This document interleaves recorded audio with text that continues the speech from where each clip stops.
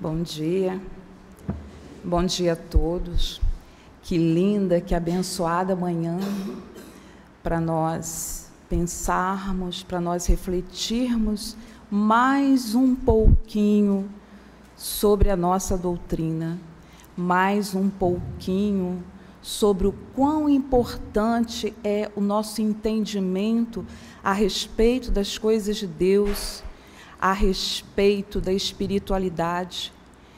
E o nosso querido Kardec, com essa missão tão linda, nos direcionando nesse caminho. Talvez não estivéssemos aqui se ele não tivesse trabalhado tanto, né? Nesse início de primavera, mais especificamente no dia 3 de outubro, é o aniversário de Kardec.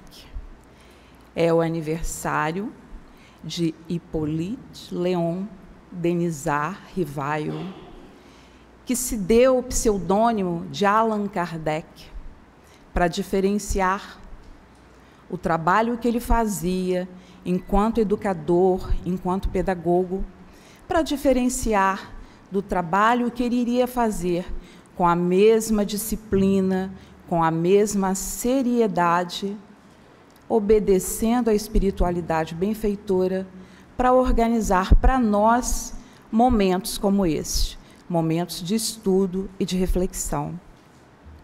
Então, vamos começar, né, pela biografia do nosso Hippolyte Denisard, Léon Denisard, né, Rivail. Lendo um pouquinho sobre a biografia de Allan Kardec, a cada ano, a cada momento, assim, a gente está sempre estudando as obras básicas, né? Mas quando chega nesse período em que a gente busca a biografia, meu Deus do céu, a cada momento eu vejo, particularmente, o quão distante eu estou desse espírito. O quão distante a maioria de nós está desse espírito. Um espírito inteligente, muito inteligente, mas também tem muitas outras pessoas inteligentes. Mas, verdadeiramente, o que nos distancia tanto de Allan Kardec? Responsabilidade, comprometimento, ética e, acima de tudo, determinação. Determinação, para mim, é o que chama mais atenção. Por quê? Será que nós, cada um de nós aqui presente, será que nós seríamos capazes de abrir mão de tantas coisas em nossas vidas, de tantas oportunidades na vida material? Será que nós passaríamos noites em claro, ouvindo, observando, indagando, perguntando verdadeiramente para ter certeza daquilo que seria escrito? Quantos de nós faríamos isso? E Hippolyte Léon Denisard Rivail fez. E assim ele conquistou um lugar especial na vida de cada um de nós. Porque a doutrina, para nós, se apresenta como um roteiro, pelo menos para mim. Ainda que eu não saiba seguir este roteiro, mas eu guardo a certeza de que esse roteiro existe. E existe porque ele existiu. Porque ele existe. Então, vamos à biografia, que eu vou precisar da colinha, porque eu não consigo decorar com tanta facilidade, né? Eu, sempre que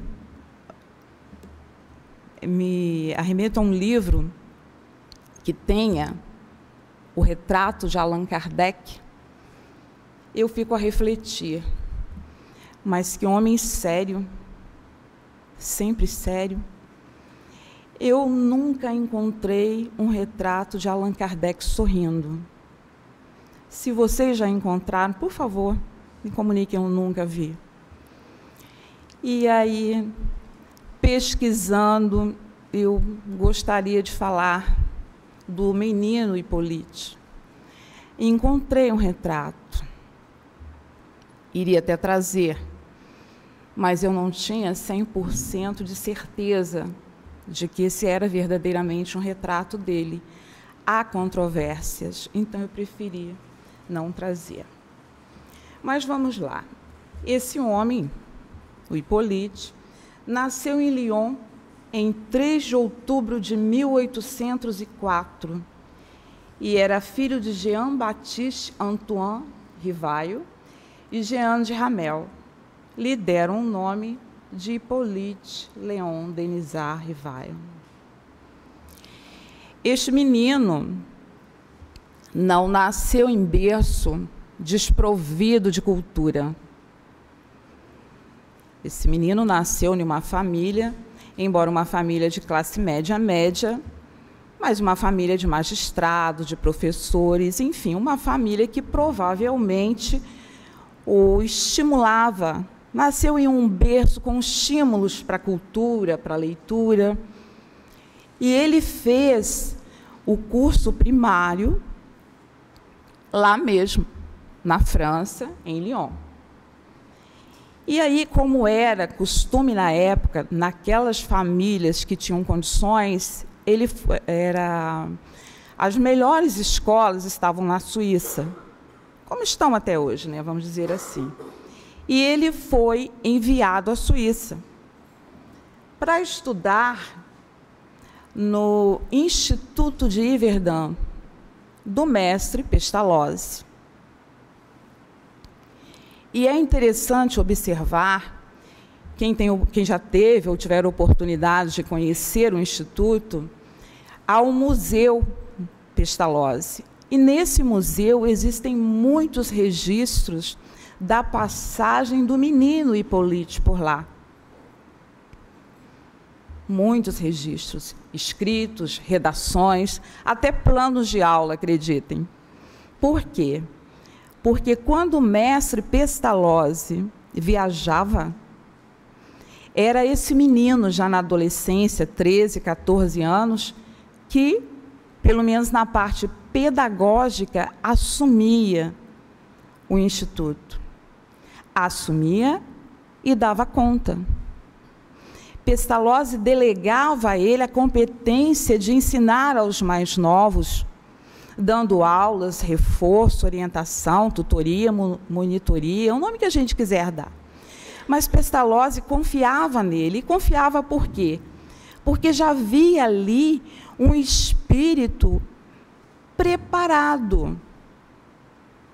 Ainda que Pestalozzi não vislumbrasse a questão espiritual, mas via um espírito preparado. Por quê? Porque ele se apresentava como indagador, observador, responsável, né? E o espírito responsável, ao contrário do espírito leviano, ele fundamenta muito bem aquilo que ele fala, ele busca, né? Ele duvida, porque a dúvida é um componente importante para o encontro da verdade, né? Não uma dúvida por si só, uma dúvida pura e simplesmente para perturbar, mas aquela dúvida que te leva para eu não entendi ainda, eu vou buscar, né? E no Instituto de Yverdun se trabalhava com uma pedagogia diretiva, ainda porque era um ensino mais ou menos tradicional, mas o mestre Pestalozzi entendia que a criança, que o adolescente precisava de uma pedagogia não diretiva, ou seja, precisava de um trabalho onde ele mesmo estivesse envolvido. E Pestalozzi via que Allan Kardec, com toda a sua dúvida, com toda a sua capacidade de observação e principalmente por ser tão metódico, era, dentre aqueles jovens que ali estavam, a pessoa mais preparada. E aí, dentro do Instituto, nasce o pedagogo Hippolyte Léon Denisard Rivail. Bom, a gente pode dizer, então, que Allan Kardec, né, sofreu influência de Pestalozzi. Mas nós também podemos dizer que Pestalozzi foi influenciado por Allan Kardec. Né? Às vezes, o mestre influencia o discípulo e vice-versa. São espíritos, né?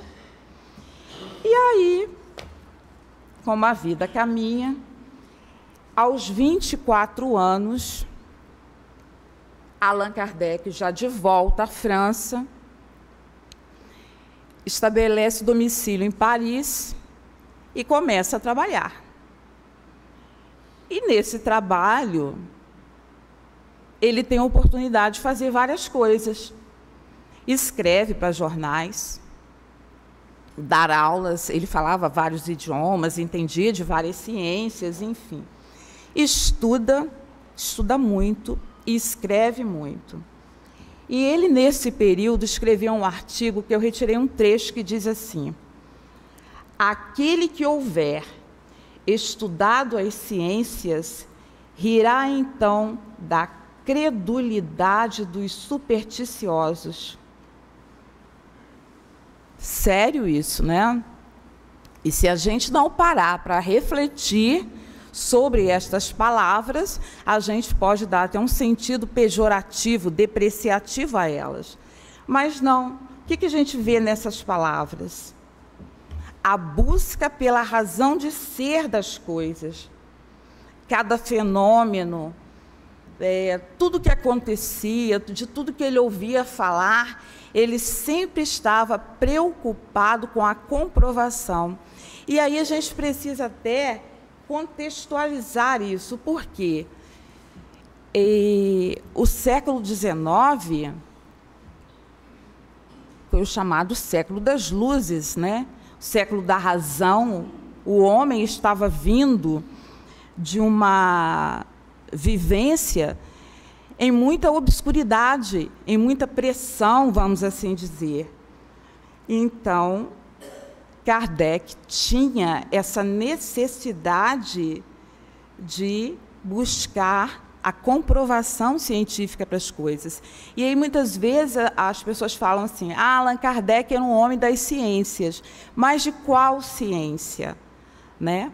Porque se a gente for entender a ciência como alguma coisa pura e simplesmente objetiva, perde-se a sensibilidade. Né? Não é uma ciência de laboratório, onde você coloca um tubo de uma cor e de outra, e dali sai uma fumaça, uma reação química, está comprovado. Não é isso.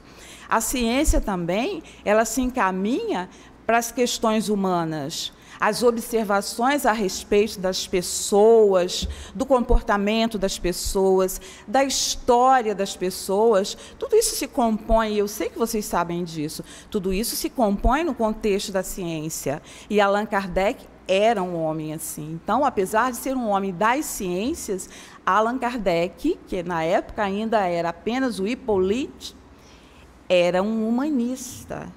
Era um homem preocupado com o seu tempo, inclusive com as questões sociais do seu tempo, né? E aí ele encontra, já com 32 anos, se não me engano, eu vou ver a data aqui, ele encontra uma outra pessoa também tão envolvida com as questões humanas e tão preocupada com as questões da racionalidade, mas de uma forma explicada. E ele se casa com ela, que é a professora Amélie Gabrielle Baudet. Se não me engano, foi em 6 de fevereiro de 1832. E o que combinam o Hippolyte e a Amélie Gabrielle? Ela era professora, e eles combinam, na própria casa deles, organizam cursos gratuitos de astronomia, de física, de química. Olha a preocupação com o social, cursos gratuitos. Pessoas que pudessem pagar, deveria ter aos montes, né? Mas eles organizam cursos gratuitos. Não tiveram filhos, e o professor Rivaio, além de trabalhar com educação, além de trabalhar com contabilidade, ele dedicava um tempo da sua vida, junto com a sua esposa, para esse trabalho social, né? E a gente vê aí uma pessoa bastante responsável, muito, muito responsável. Muito bem, era moda na Europa, nos Estados Unidos, não tanto, mas ocorriam fenômenos, mas era moda na Europa as mesas girantes, que vocês já devem ter ouvido falar, né? E tantas outras questões e brincadeiras, entre aspas, que a alta sociedade fazia de uma forma bastante leviana, sem querer emitir julgamento, mas já emitindo, né? Mas brincando com os espíritos. E a notícia a respeito desses eventos chegou ao conhecimento de Allan Kardec, né, que ainda era apenas o Hippolyte, e a sua esposa Amélie, e ele foi convidado por vários amigos, que não cabe citar aqui agora, a observar esses fenômenos, a ir a esses encontros, nessas casas, enfim. E ele foi observar. E, ao observar aqueles fenômenos, ele começa a refletir sobre a causa, ou seja, sobre a razão daquilo. Ele começa a pensar na possibilidade de haver uma inteligência por detrás daqueles fenômenos. E ele entende, então, que não haveria nenhuma mágica naquilo ali. É claro que muitas vezes havia, enfim, pessoas que, né, brincavam, mas que também ali algo de sério estava acontecendo. E ele começa a trocar correspondências com pessoas de outras partes do mundo, porque os fenômenos não estavam circunscritos à França. Aconteceram e acontecem e aconteciam em várias partes do mundo. Ele entra em contato com alguns observadores dos Estados Unidos e de outras partes do mundo, e ele começa escrevendo e questionando e observando isso. E quando ele chega a constatar que efetivamente havia um intercâmbio, ou seja, uma troca, um contato com inteligências que estariam em outro plano da vida, falando claramente, quando ele entende, quando ele, através das observações, chega à conclusão que havia sim um contato com os espíritos, e quando ele começa a escrever mais especificamente sobre isso, para não confundir com os escritos que ele fazia, com todo o trabalho que ele tinha na área de educação e outras áreas, ele se dá o pseudônimo de Allan Kardec. Então, a gente vê mais uma vez a responsabilidade, né, a ética, o cuidado em lidar com as questões. Mas a gente observa também que não morre, quando nasce o Allan Kardec, não morre o Hippolyte. Ele continua criterioso, cauteloso, estudioso a respeito de todas as questões, indo com bastante radicalidade, né, naquilo que ele observava. Sempre foi assim, a vida inteira ele foi assim, um espírito muito prudente. E aí, no livro Obras Póstumas, né, que é um livro que sai depois, inclusive, do desencarne dele, há uma comunicação onde ele diz assim: entrevi naquelas aparentes futilidades, ou seja, naquele passatempo das mesas girantes e de cestas e outras questões que acontecia, entrevi naquelas aparentes futilidades, no passatempo que faziam daqueles fenômenos qualquer coisa de sério, como que a revelação de uma nova lei. Né? No início das observações dele, ele percebe uma nova lei. Mas que lei seria essa? A lei de Deus? Como? Né? São reflexões para a gente fazer. E aí ele começa nas indagações, nas observações, compilando, escrevendo e organizando. Ele publica, em 1857, o Livro dos Espíritos. E que é o Livro dos Espíritos? É o resultado da codificação que ele fez do ensino dos espíritos com a ajuda de vários médiuns. Ninguém faz nada sozinho. Ele precisou da ajuda de vários médiuns, quem quiser pesquisar, né, encontra facilmente, elencado a lista de médiuns que o ajudou nas comunicações, nas observações, para que ele, com o papel principal, podemos dizer assim, compilasse esse material. Então, a gente tem o Livro dos Espíritos, em 1857. Na sequência, temos o Livro dos Médiuns, em 1861. O que traz o Livro dos Médiuns? Explicando o intercâmbio com os espíritos e, principalmente, os cuidados necessários. O Livro dos Médiuns é uma obra importantíssima, porque ainda que a gente entenda que há um intercâmbio, ainda que a gente entenda com todas as explicações que o Livro dos Espíritos traz, né, com as respostas dos espíritos a respeito de como essas questões acontecem e decorrem, mas o Livro dos Médiuns fala da cautela, traz o cuidado necessário ao intercâmbio, que não pode ser de qualquer jeito, a qualquer hora, de qualquer maneira, até para que a gente não se comprometa mais do que já somos comprometidos. Isso em 1861. Em 1864, o Evangelho,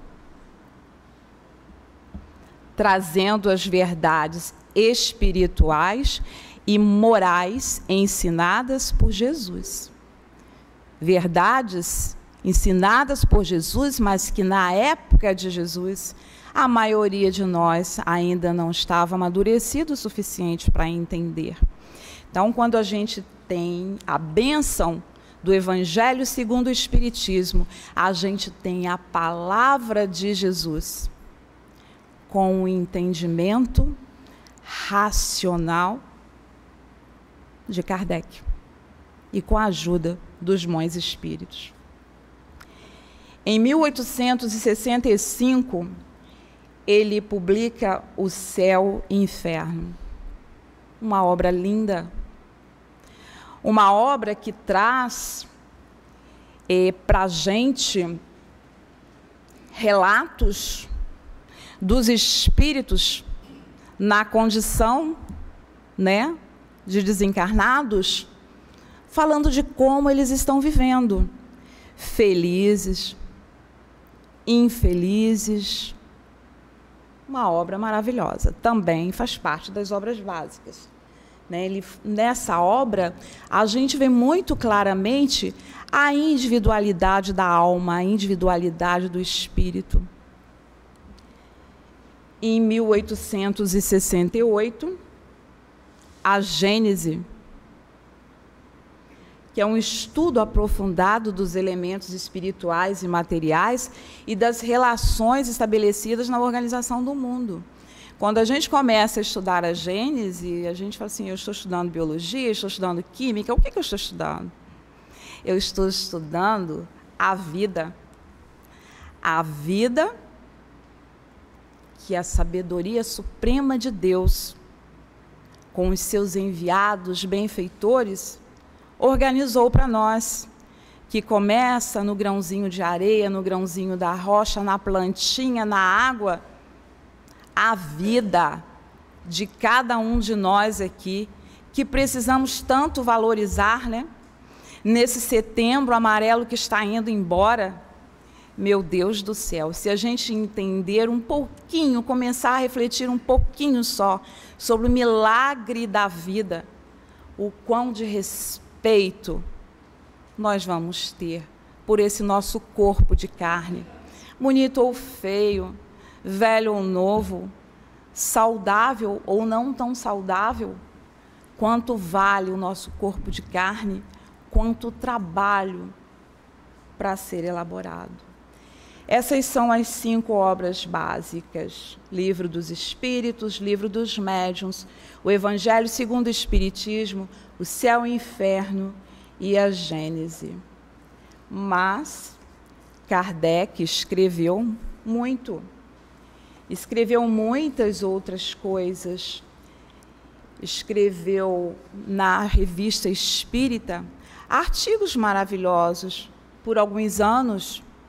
E nos artigos da Revista Espírita, que é acessível, inclusive pela internet, em domínio público, a gente verifica que o contato dele com os companheiros que também estavam comprometidos com a causa espírita era muito grande. Havia uma troca de informação muito grande. Para quê? Para ter certeza, né? Então, tem uma outra característica que a gente observa em Allan Kardec, a humildade. Aquele homem sério que a gente vê nos retratos, sempre de terno, e que algumas pessoas falam como ele é sisudo, como ele era sisudo. Não. Ele tinha, creio eu, a certeza de que a missão dele era muito grande. Era muito grande, muito árdua, uma tarefa muito árdua. E ele era muito compenetrado dessa tarefa. Então, aos olhos de muitos, ele aparecia como uma pessoa sisuda. Mas ali havia responsabilidade, né? Muita responsabilidade.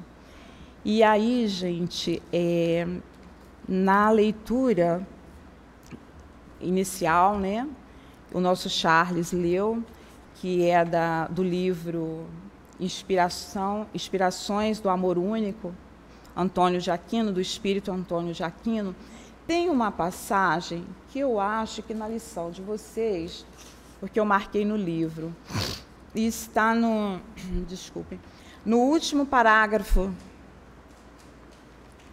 da folhinha de rosto aqui, diz assim: perguntem a todos eles, e aí a gente, né, perguntar até a nós mesmos, o que a doutrina traz para nós, em que Kardec nos ajudou e nos ajuda. E ele coloca: pergunte a todos aqueles que já passaram pela viuvez, consolação, pela orfandade, pela perda dos seus entes queridos, os mais queridos, e que foram consolados pelas notícias do além, ou mesmo pela visão objetiva da continuidade da vida. Quantos de nós aqui nesse momento, sem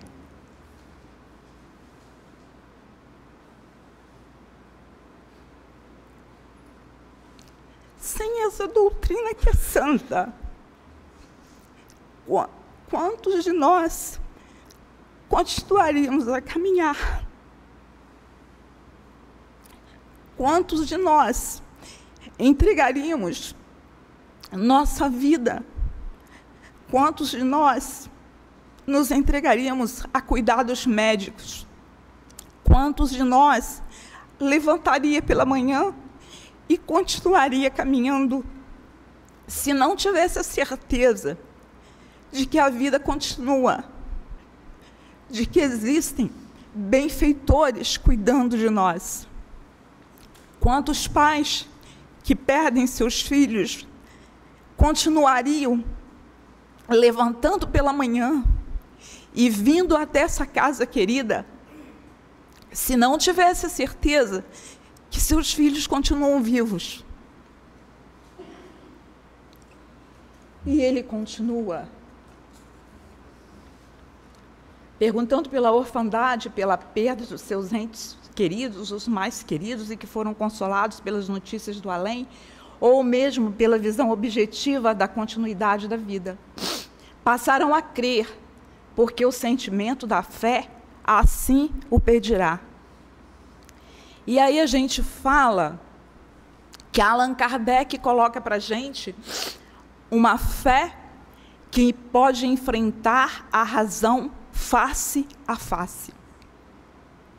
Que razão a gente pode enfrentar face a face? Comprovando cientificamente, olha, o Espírito está aqui falando. Será que é essa a razão? A razão é a razão de ser. Quando a gente estuda a doutrina, a gente entende a razão de ser de cada coisa, o porquê cada coisa existe, e que não há fenômeno, não há sobrenatural nas coisas de Deus. As coisas existem, e existem porque tem uma razão para existir, inclusive a nossa dor, seja ela de ordem física, seja ela de ordem moral, inclusive a nossa dor. Razão raciocinada é razão com sentimento. Se você exclui do seu raciocínio o sentimento, você pode ir para um laboratório, mas não vai fazer nem combinações físicas e químicas, porque as combinações físicas e químicas estão dentro da lei de Deus. E só olhando com olhos do coração, você vai conseguir enxergar ali a harmonia daquelas combinações. Não é isso? Você vai olhar para uma criança com deficiência e não vai se revoltar. Você vai olhar para um idoso ou para uma pessoa com uma situação mais complexa, fisicamente falando, e você, ainda que se entristeça, não vai se revoltar, porque a sua fé e o seu entendimento te traz a razão de ser de cada coisa, ou seja, que está tudo certo, que nós temos um Pai que nos guia, e nós temos uma doutrina abençoada. E aí, falando ainda um pouco da biografia de Kardec, no dia 31 de março de 1869, já cansado pelas noites mal dormidas, Kardec vem a óbito. Há relatos de que foi por um aneurisma cerebral. Mas ele vive pelas suas obras, né? E eu encontrei uma outra passagem do professor Clóvis Tavares, no livro Allan Kardec para a Infância, onde ele fala do quanto Kardec muitas vezes sofreu por inveja, por ingratidão, perseguição mesmo. E o professor Clóvis Tavares escreveu assim, porque ele era muito respeitado, né? Muito admirado, mas também era muito invejado e sofreu muita ingratidão. Ele conta que quando Kardec percebia a ingratidão, ele se elevava pelo pensamento e se colocava mentalmente no mundo espiritual por antecipação. Talvez ele estivesse exercitando o perdão, né? Ao invés de revidar, né? Ou de ficar naquela faixa, naquela sintonia, ele, como a gente fala hoje na linguagem dos jovens, né? Ele abstraía, ele se elevava, ficava no alto. Faz de conta que eu não estou aqui. Conectava-se com o mundo espiritual por antecipação. Então, nesse dia, quando o aneurisma o pega de jeito e ele deixa esse corpo de carne, ele estava trabalhando, como sempre. E creio eu, com razão de ser, que ele continua trabalhando, mais vivo do que nunca, dizendo para a gente que o passo inicial foi dado, mas que a nossa parte precisa ser feita. Obras, estudo e raciocínio. Que Jesus permita que a gente tenha muita lucidez para honrar esse homem e o trabalho tão árduo e tão lindo que ele deixou para nós. Graças a Deus.